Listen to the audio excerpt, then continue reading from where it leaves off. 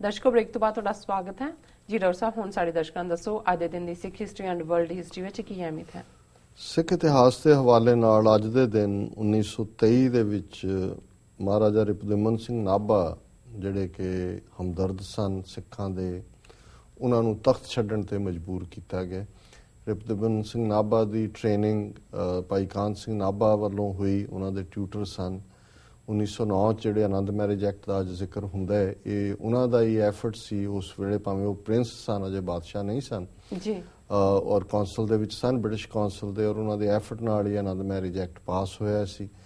ਜਦੋਂ ਅਕਾਲੀ ਮੋਰਚੇ ਗੁਰਦੁਆਰਾ ਸੁਧਾਰ ਲਹਿਰ ਦੇ ਸਾਕਾ ਨਨਕਾਣਾ ਸਾਹਿਬ ਹੋਇਆ, ਉਹਨਾਂ ਨੇ ਵੀ ਕਾਲੀ ਦਸਤਾਰ ਸਜਾ ਲਈ ਔਰ ਉਹ ਖੁੱਲ੍ਹ ਕੇ ਸਿੱਖਾਂ ਦੀ ਹਮਾਇਤ 'ਤੇ ਆਏ। ਇਹ ਅੰਗਰੇਜ਼ਾਂ ਨੂੰ ਚੰਗਾ ਨਹੀਂ ਸੀ ਲੱਗਦਾ, ਉਹਨਾਂ ਨੂੰ ਤੇ ਪਟਿਆਲੇ ਵਾਲਿਆਂ ਦੀ ਤਰ੍ਹਾਂ ਟਾਊਟ ਚਾਹੀਦੇ ਸੀ। ਹਾਲਾਂਕਿ ਇਹਦੇ ਬਾਵਜੂਦ ਕਿ ਪਹਿਲੀ ਸੰਸਾਰ ਜੰਗ ਦੇ ਵੇਲੇ ਮਹਾਰਾਜਾ ਨਾਭਾ ਨੇ ਰਿਪੁਦਮਨ ਸਿੰਘ ਨੇ ਆਫਰ ਕੀਤਾ ਸੀ ਕਿ ਉਹ ਜੰਗ 'ਚ ਖੁਦ ਜਾਣ ਨੂੰ ਤਿਆਰ ਹੈ। ਉਹ ਆਪ ਤਾਂ ਨਹੀਂ ਉਹਨਾਂ ਨੂੰ ਆਗਿਆ ਦਿੱਤੀ ਉਹਨਾਂ ਨੇ, ਲੇਕਿਨ ਨਾਭੇ ਦੀਆਂ ਫੌਜਾਂ ਮੈਸੋਪੋਟਾਮੀਆ ਦੇ ਵਿੱਚ ਵੀ ਲੜੀਆਂ, ਈਰਾਨ ਔਰ ਅਫਗਾਨਿਸਤਾਨ ਦੇ ਵਿੱਚ ਵੀ ਨਾਭੇ ਦੀਆਂ ਫੌਜਾਂ ਜਾਂਦੀਆਂ ਰਹੀਆਂ ਜੀ। ਔਰ ਇਸ ਸਭ ਦੇ ਬਾਵਜੂਦ ਜਦੋਂ ਅੰਗਰੇਜ਼ਾਂ ਨੇ ਦੇਖਿਆ ਕਿ ਵੀ ਇਹ ਇੱਧਰ ਹਮਦਰਦੀ ਰੱਖਦੇ ਨੇ ਤਾਂ ਉਹਨਾਂ ਦੇ ਕੋਈ ਝਗੜੇ ਪਟਿਆਲਾ ਸਟੇਟ ਨਾਲ ਉਹ ਖੜੇ ਰਹਿੰਦੇ ਹੀ ਸੀ। ਕਜ਼ਨ ਆਪਸ ਲੜਦੇ ਹੀ ਰਹਿੰਦੇ ਨੇ ਭਰਾ ਜੀ, ਤੇ ਉਹਦਾ ਨਤੀਜਾ ਇਹ ਹੋਇਆ ਕਿ ਵੀ ਉਹਨਾਂ ਨੇ ਇੱਕ ਕਮਿਸ਼ਨ ਜਿਹਾ ਬਿਠਾ ਦਿੱਤਾ ਔਰ ਮੁੱਕਦੀ ਗੱਲ ਵੀ ਉਹਨਾਂ ਨੇ ਮਹਾਰਾਜਾ ਨਾਭਾ ਨੂੰ ਜਿਹੜਾ ਤਖਤ ਛੱਡਣ ਤੇ ਮਜਬੂਰ ਕੀਤਾ ਔਰ ਅਚਾਨਕ ਕਰਨਲ ਮਿਚਨ ਜਿਹੜਾ ਸੀ ਉਹ ਪੂਰੀ ਫੌਜੀ ਗਾਰਡ ਲੈ ਕੇ ਆਇਆ ਉਹਨਾਂ ਦੇ ਮਹਿਲ 'ਚ ਔਰ ਉਹਨਾਂ ਨੂੰ ਬਾਹਰ ਆਉਂਦੇ ਉਹਨੇ ਕਿਹਾ ਵੇਅਰ ਇਜ਼ ਦਾ ਅਕਾਲੀ ਕਿੱਥੇ ਆ? ਔਰ ਉੱਥੋਂ ਉਹਨਾਂ ਨੂੰ ਜਿਹੜਾ ਉਹਨੂੰ ਆਪਣਾ ਜਿਹੜਾ ਤਖਤ ਛੱਡਣ ਤੇ ਮਜਬੂਰ ਕੀਤਾ। ਇਹ ਐਗਰੀ ਕੀਤਾ ਗਿਆ ਕਿ ਜੇ ਅਸੀਂ 2 ਲੱਖ ਰੁਪਈਆ ਸਾਲਾਨਾ ਖਰਚੇ ਲਈ ਦਿਆਂਗੇ ਔਰ ਉਹਨਾਂ ਨੂੰ ਮਦਰਾਸ ਤਮਿਲਨਾਡੂ ਦੇ ਵਿੱਚ ਥਾਂ ਹੈ ਕਾਡੀਆ ਕੋਨਾਲ, ਉੱਥੇ ਜਲਾਵਤਨ ਕੀਤਾ ਗਿਆ ਔਰ ਉੱਥੇ ਹੀ ਉਹਨਾਂ ਦੀ 23 ਫਰਵਰੀ 1928 ਨੂੰ ਮੌਤ ਹੋਈ। ਕਿਉਂਕਿ ਕੁਝ ਸਾਲਾਂ ਬਾਅਦ ਹੀ ਈਵਨ ਜਿਹੜੀ 2 ਲੱਖ ਦੀ ਰਕਮ ਸੀ ਉਹ ਵੀ ਘਟਾ ਕੇ ਪਤਾ ਨਹੀਂ ਕਿੰਨੀ ਕਰ ਦਿੱਤੀ ਗਈ, 25,000 ਕੇ ਕਿੰਨੀ, ਕਿ ਜੀ ਤੁਸੀਂ ਵਾਇਲੇਟ ਕਰ ਰਹੇ ਹੋ। ਸੋ ਇੱਕ ਬੜਾ ਪ੍ਰੋਮਿਸਿੰਗ ਨੌਜਵਾਨ ਜਿਹਦੇ ਅੰਦਰ ਸਿੱਖੀ ਭਾਵਨਾ ਸੀ, ਉਹਨੂੰ ਆਪਣੀਆਂ ਜੜ੍ਹਾਂ ਨਾਲੋਂ ਤੋੜ ਦਿੱਤਾ ਔਰ ਜਲਾਵਤਨ ਕਰ ਦਿੱਤਾ। ਸੋ ਅਸੀਂ ਸਮਝਦੇ ਹਾਂ ਵੀ ਜਿੱਥੇ ਇਹਨਾਂ ਪਟਿਆਲਾ ਵਾਲਿਆਂ ਦਾ ਗਦਾਰੀਆਂ ਦਾ ਇਤਿਹਾਸ ਹੈ, ਉੱਥੇ ਨਾਭੇ ਵਾਲਿਆਂ ਦੀ ਔਰ ਖ਼ਾਸ ਤੌਰ 'ਤੇ ਰਿਪੁਦਮਨ ਸਿੰਘ ਨਾਭਾ ਪਰ ਜਦੋਂ ਉਹਨਾਂ ਨੂੰ ਤਖਤ ਤੋਂ ਲਾਇਆ, ਸਿੱਖਾਂ ਨੇ ਪ੍ਰੋਟੈਸਟ ਡੇ ਮਨਾਇਆ। ਅਕਾਲੀਆਂ ਨੇ ਜਿਹੜਾ ਜੈਤੋ ਦਾ ਮੋਰਚਾ ਹੈ ਉਹ ਇਸ ਪ੍ਰੋਟੈਸਟ ਦੇ ਵਿੱਚ ਹੀ ਲੱਗਾ ਸੀ ਕਿਉਂਕਿ ਉਹਨਾਂ ਨੇ ਅਖੰਡ ਪਾਠ ਜ਼ਬਰਦਸਤੀ ਖੰਡਿਤ ਕਰ ਦਿੱਤਾ ਹੈ। ਪਾਠ ਤਾਂ ਫਿਰ ਮੋਰਚੇ ਤੋਂ ਬਾਅਦ ਉਹਨਾਂ ਨੇ ਕਿਹਾ ਵੀ ਕਰ ਲਓ, 101 ਅਖੰਡ ਪਾਠਾਂ ਦੇ ਭੋਗ ਪਾਏ, ਪਰ ਅਕਾਲੀਆਂ ਨੂੰ ਵੀ ਭੁੱਲ ਗਿਆ ਕਿ ਜਿਹੜਾ ਮੁੱਦਾ ਸੀ ਕਿ ਰਿਪੁਦਮਨ ਸਿੰਘ ਨਾਭਾ ਨੂੰ ਤਖਤ ਤੇ ਬਿਠਾਉਣ ਦਾ, ਉਹ ਅਕਾਲੀਆਂ ਨੇ ਵੀ ਛੱਡ ਦਿੱਤਾ ਔਰ ਇੱਕਦਮ ਫਿਰ ਗੁਰਦੁਆਰਾ ਐਕਟ ਬਣਾ ਕੇ ਗੁਰਦੁਆਰਿਆਂ ਦੇ ਕਬਜ਼ੇ 'ਚ ਐਸੇ ਉਦੋਂ ਦੇ ਜੰਮੇ ਨੇ ਕਿ 90 ਸਾਲ ਹੋ ਗਏ ਨੇ, ਉਹਦੇ ਤੋਂ ਹੀ ਇਹਨਾਂ ਦਾ ਜਿਹੜਾ ਉਸ ਤੋਂ ਬਿਨਾਂ ਇਹਨਾਂ ਨੂੰ ਕੋਈ ਮੁੱਦਾ ਨਜ਼ਰ ਨਹੀਂ ਆਉਂਦਾ ਜੀ। 1951 'ਚ ਅਕਾਲੀ ਦਲ ਨੇ ਪੰਜਾਬੀ ਸੂਬੇ ਦਾ ਮਤਾ ਪਾਸ ਕੀਤਾ। ਇਹ ਉਹ ਪੀਰੀਅਡ ਸੀ ਪੰਜਾਬ ਦੇ ਵਿੱਚ ਮਰਦਮਸ਼ੁਮਾਰੀ ਹੋ ਰਹੀ ਸੀ। ਸਾਡੇ ਹਿੰਦੂ ਭਰਾ ਭੈਣਾਂ ਜਿਹੜੇ ਨੇ ਉਹ ਪੰਜਾਬੀ ਬੋਲ ਕੇ ਆਪਣੀ ਜ਼ੁਬਾਨ ਹਿੰਦੀ ਲਿਖਾ ਰਹੇ ਸੀ ਔਰ ਅਕਾਲੀਆਂ ਨੇ ਇਹ ਮਤਾ ਕੀਤਾ ਕਿ ਪੰਜਾਬੀ ਸੂਬਾ ਬਣਾਇਆ ਜਾਏ ਜੀ। ਵਰਲਡ ਹਿਸਟਰੀ ਦੇ ਹਵਾਲੇ ਨਾਲ ਪੈਰਿਸ ਸ਼ਹਿਰ 951 ਦੇ ਵਿੱਚ ਉਸ ਦਾ ਨੀਂਹ ਪੱਥਰ ਰੱਖਿਆ ਗਿਆ। 1497 'ਚ ਵਾਸਕੋ ਡੀ ਗਾਮਾ ਜਿਹੜਾ ਹੈ ਉਹ ਟ੍ਰਿਪ ਇੰਡੀਆ ਤੋਂ ਲਈ ਰਵਾਨਾ ਹੋਇਆ ਪੁਰਤਗਾਲ ਤੋਂ। 1693 'ਚ ਪਹਿਲੀ ਵਾਰ ਅਥਾਰਟੀਜ਼ ਨੇ ਇਹ ਪ੍ਰੂਵ ਕੀਤਾ ਕਿ ਨਿਊਯਾਰਕ ਪੁਲਿਸ ਦੀ ਇੱਕ ਆਪਣੀ ਜਿਹੜੀ ਹੈ ਯੂਨੀਫਾਰਮ ਹੋਣੀ ਚਾਹੀਦੀ ਹੈ।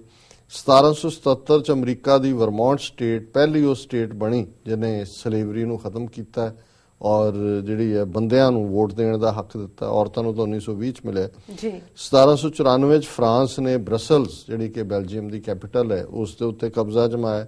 1796 'ਚ US ਸਟੇਟ ਡਿਪਾਰਟਮੈਂਟ ਨੇ ਪਹਿਲੀ ਵਾਰ ਅਮਰੀਕਨ ਪਾਸਪੋਰਟ ਜਾਰੀ ਕੀਤਾ। 1865 'ਚ CE ਬਾਰਨਸ ਨੇ ਮਸ਼ੀਨ ਗਨ ਜਿਹੜੀ ਕਿ ਇੱਕੋ ਵੇਲੇ ਕਿੰਨੀਆਂ ਗੋਲੀਆਂ ਕੱਢ ਦਿੰਦੀ ਹੈ ਉਹਦਾ ਪੇਟੈਂਟ ਲਿਆ ਜੀ। 1869 ਦੇ ਵਿੱਚ ਲਿੰਕਨ ਦਾ ਅਬਰਾਹਮ ਲਿੰਕਨ ਦੇ ਕਤਲ ਲਈ ਜ਼ਿੰਮੇਵਾਰ ਜਿਹੜੇ 4 ਵਿਅਕਤੀ ਸੀ ਜਿਨ੍ਹਾਂ ਨੇ ਸਾਜ਼ਿਸ਼ ਕੀਤੀ ਉਹਨਾਂ ਨੂੰ ਫਾਂਸੀ ਤੇ ਲਟਕਾਇਆ ਗਿਆ। ਵਾਲ ਸਟਰੀਟ ਜਰਨਲ ਜਿਹੜੀ ਨਿਊਯਾਰਕ 'ਚੋਂ ਛਪਦੀ ਹੈ ਇਹ 1899 ਦੇ ਵਿੱਚ ਪਹਿਲੀ ਵਾਰ ਛਪਣੀ ਸ਼ੁਰੂ ਹੋਈ। 1944 'ਚ ਜੈਪਨੀਜ਼ ਕਾਮਾਕਾਜ਼ੀ ਜਿਹੜੇ ਉੱਤੋਂ ਜੰਪ ਕਰਕੇ ਹੀ ਜਹਾਜ਼ ਡੋਬ ਦਿੰਦੇ ਸੀ ਅਮਰੀਕਾ ਦਾ, ਉਹਨਾਂ ਨੇ ਅਮਰੀਕਾ ਦੇ ਉੱਤੇ ਜਿਹੜਾ ਸਾਈਪੌਨ 'ਚ ਅਟੈਕ ਕੀਤਾ ਜੀ। 1963 'ਚ ਅਮਰੀਕਾ ਨੇ ਮੈਂਟਲੀ ਜਿਹੜੇ ਮੋਨੀਟਰੀ ਟ੍ਰਾਂਜੈਕਸ਼ਨਸ ਨੇ ਕਿਊਬਾ ਦੇ ਨਾਲ ਉਹਨਾਂ ਦੇ ਉੱਤੇ ਪਾਬੰਦੀ ਲਾਈ ਔਰ 1969 'ਚ ਅਮਰੀਕਨ ਟਰੂਪ ਜਿਹੜੇ ਨੇ ਉਹ ਵੀਅਤਨਾਮ ਤੋਂ ਵਾਪਸ ਆਣੇ ਸ਼ੁਰੂ ਹੋਏ। ਸੋ ਇਹ ਵਰਲਡ ਹਿਸਟਰੀ ਹੈ ਜੀ ਡਾਕਟਰ ਸਾਹਿਬ, ਤੁਹਾਡਾ ਬਹੁਤ ਬਹੁਤ ਧੰਨਵਾਦ। ਹੁਣ ਸਾਡੇ ਦਰਸ਼ਕਾਂ ਨੂੰ ਦੱਸੋ ਅੱਜ ਦਾ ਵਿਚਾਰ। ਅੱਜ ਦੇ ਵਿਚਾਰ ਲਈ ਅਸੀਂ ਗੌੜੀ ਕਬੀਰ ਜੀ ਦਾ ਸ਼ਬਦ ਚੁਣਿਆ ਜੀ। ਚੋਆ ਚੰਦਨ ਮਰਦਨ ਅੰਗਾ ਸੋ ਤਨ ਜਲੈ ਕਾਠ ਕੇ ਸੰਗਾ ਇਸ ਤਨ ਧਨ ਕੀ ਕਵਨ ਵਡਾਈ ਧਰਨ ਪਰੈ ਉਰਵਾਰ ਨ ਜਾਈ ਰਹਾਓ ਰਾਤ ਜੇ ਸੋਵੇਂ ਦਿਨ ਕਰੈ ਕਾਮ ਇੱਕ ਖਿਨ ਲੈ ਨ ਹਰ ਕੋ ਨਾਮ ਹਾਥ ਤਾ ਡੋਰ ਮੁਖ ਖਾਇਓ ਤੰਬੋਰ ਮਰਤੀ ਬਾਰ ਕਸ ਬਾਂਧਿਓ ਚੋਰ ਗੁਰਮਤ ਰਸ ਰਸ ਹਰ ਗੁਣ ਗਾਵੇ ਰਾਮੈ ਰਾਮ ਜਪਤ ਸੁਖ ਪਾਵੇ ਕਿਰਪਾ ਕਰਕੇ ਨਾਮ ਦ੍ਰਿੜਾਈ ਹਰ ਹਰ ਬਾਸ ਸੁਗੰਧ ਵਸਾਈ ਕਹਿਤ ਕਬੀਰ ਚੇਤਰੇ ਅੰਦਾ ਸਤ ਰਾਮ ਝੂਠਾ ਸਭ ਤੰਦਾ। ਜੀ। ਬੜੀ ਸਧਾਰਨ ਲੈਂਗੁਏਜ ਹੈ, ਬਨਾਰਸ ਦੀ ਜ਼ਬਾਨ ਹੈ ਕਿ ਚੋਆ ਚੰਦਨ ਜਿਹੜਾ ਹੈ ਉਹ ਸੰਦਲਵੁੱਡ ਚੰਦਨ ਦਾ ਤੇਲ ਕਿ ਉਹ ਅਸੀਂ ਸਰੀਰ ਨੂੰ ਖੁਸ਼ਬੂ ਦੇ ਲਈ ਬਹੁਤ ਮਲਦੇ ਹਾਂ, ਪਰ ਅਲਟੀਮੇਟਲੀ ਜਿਸ ਤਨ ਦੇ ਉੱਤੇ ਅਸੀਂ ਇਹ ਜਿਹੜਾ ਉਹ ਹਾਰ ਸ਼ਿੰਗਾਰ ਕਰਦੇ ਹਾਂ ਉਹ ਸੋ ਤਨ ਜਲਿਆ ਕਾਟ ਕੇ ਸੰਗਾ ਉਹਨੇ ਲੱਕੜ ਦੇ ਨਾਲ ਹੀ ਸੜ ਜਾਣੇ।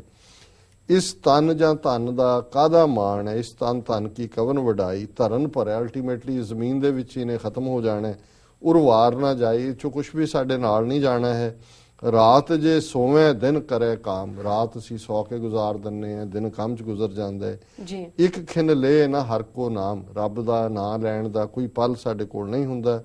ਹਾਥ ਤਾਂ ਡੋਰ ਮੁਖ ਖਾਇਓ ਤੰਬੋਰ, ਹੱਥ ਪਤੰਗ ਉਡਾ ਰਿਹਾ, ਮੂੰਹ ਦੇ ਵਿੱਚ ਪਾਨ ਖਾ ਰਿਹਾ। ਮਰਤੀ ਬਾਰ ਕਸ ਬੰਨ੍ਹਿਓ ਚੋਰ, ਅਲਟੀਮੇਟਲੀ ਜਿਵੇਂ ਚੋਰ ਨੂੰ ਬੰਨੀਦਾ ਐਵੇਂ ਜਮਦੂਤਾਂ ਨੇ ਬੰਨ ਲੈਣਾ ਜਾਂ ਮੌਤ ਆ ਜਾਣੀ ਹੈ। ਗੁਰਮਤ ਰਸ ਰਸ ਹਰ ਗੁਣ ਗਾਵੇ, ਇੱਕ ਉਹ ਨੇ ਜਿਹੜੇ ਕਿ ਗੁਰੂ ਦੀ ਬਾਣੀ ਦੇ ਰਸ ਦੇ ਵਿੱਚ ਰੱਬ ਦੀ ਯਾਦ ਨੂੰ ਹਮੇਸ਼ਾ ਅੰਦਰ ਰੱਖਦੇ ਨੇ। ਰਾਮੇ ਰਾਮ ਰਮਤ ਸੁਖ ਪਾਵੇ, ਜਿਹੜਾ ਰੱਬ ਦਾ ਨਾਂ ਹੈ ਉਸ ਨੂੰ ਯਾਦ ਕਰਦੇ ਆ ਹਮੇਸ਼ਾ ਸੁਖ ਮਿਲਦਾ ਜੀ। ਕਿਰਪਾ ਕਰਕੇ ਨਾਮ ਦ੍ਰਿੜਾਈ ਹਰ ਹਰ ਬਾਸ ਸੁਗੰਧ ਬਸਾਈ, ਕਿ ਜਿਨ੍ਹਾਂ ਦੇ ਅੰਦਰ ਰੱਬ ਦੇ ਨਾਮ ਦੀ ਯਾਦ ਵਸਦੀ ਹੈ ਉਹਨਾਂ ਦੇ ਅੰਦਰੋਂ ਰੱਬ ਦੇ ਪਿਆਰ ਦੀ ਖੁਸ਼ਬੂ ਨਿਕਲਦੀ ਹੈ। ਕਹਿਤ ਕਬੀਰ ਚੇਤਰੇ ਅੰਧਾ, ਕਬੀਰ ਸਾਹਿਬ ਫਰਮਾਉਂਦੇ ਨੇ ਹੇ ਅੰਨੇ ਮਨੁੱਖ ਉਸ ਰੱਬ ਨੂੰ ਯਾਦ ਕਰ, ਸਤ ਰਾਮ, ਸਿਰਫ ਰੱਬ ਦਾ ਨਾਂ ਸੱਚ ਹੈ, ਝੂਠਾ ਸਭ ਧੰਦਾ, ਬਾਕੀ ਸਭ ਦੁਨੀਆ ਦੇ ਧੰਦੇ ਝੂਠੇ ਨੇ, ਕੂੜ ਨੇ। ਇਹ ਅੱਜ ਦਾ ਵਿਚਾਰ ਹੈ ਜੀ। ਡਾਕਟਰ ਸਾਹਿਬ ਨਾਲ ਆਪਣੀ ਵਿਊਅਰਸ ਕੋਲ ਲੈਣੇ ਇਜਾਜ਼ਤ। ਵਿਊਅਰਸ, ਸਾਡੇ ਪ੍ਰੋਗਰਾਮ ਦਾ ਸਮਾਂ ਇੱਥੇ ਸਮਾਪਤ ਹੁੰਦਾ ਹੈ। ਤੁਸੀਂ ਆਪਣੀ ਰਾਏ ਤੇ ਸੁਝਾਅ ਸਾਨੂੰ ਭੇਜਣਾ ਭੁੱਲਣਾ ਸਾਡੇ ਇਸ ਪਤੇ ਤੇ sos@tvh4.tv ਤੇ। ਅਸੀਂ ਆਪਣਾ ਪ੍ਰੋਗਰਾਮ ਲੈ ਕੇ ਫਿਰ ਦੁਬਾਰਾ ਹਾਜ਼ਰ ਹੋਵਾਂਗੇ। ਤਦ ਤੱਕ ਲਈ ਮੈਨੂੰ ਤੇ ਪਨਟ ਸੁਣਾ ਗਿਆ ਦੋ ਤੇ ਦੇਖਦੇ ਰਹੋ TV84। ਬੁਲਾ ਦਿਓ ਫਤਿਹ। ਵਾਹਿਗੁਰੂ ਜੀ ਕਾ ਖਾਲਸਾ, ਵਾਹਿਗੁਰੂ ਜੀ ਕੀ ਫਤਿਹ।